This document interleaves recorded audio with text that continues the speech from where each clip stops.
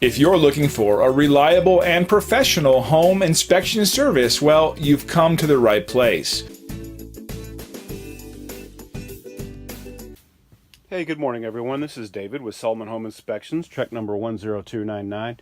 I'm in McKinney this afternoon and doing a home inspection on a newer home. It's probably 2 or 3 years old. Just want to point out a couple of the things that we look for and a couple of defects.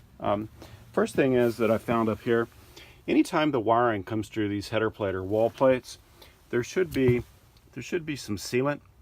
Sealant around those. It's called part of the fire blocking and prevents flames or heat from penetrating. So around where any of the wiring penetrates these header plates, they should be sealed. So that would be a good improvement on this home. And then some of the things we look for will be, we'll examine the framing in the home, make sure it's good and tight, the lumber's the right size. It looks like the collar ties are adequate size and attached well. In this particular case, it all looks good. Also want to check on the decking and make sure we have H-clips or expansion clips between those sections of decking.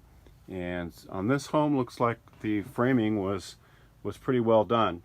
So we'll get into some of these other areas as best we can that don't have pathways. We also want to check insulation in the attic, make sure we have a minimum of 13 inches. That's the current standard is 13 inches to achieve an R38 value. And these air conditioners look like they're in pretty good shape. The only other thing I saw on these was really recommend that third layer of protection, and that is installing a water sensor on the condensation overflow pans.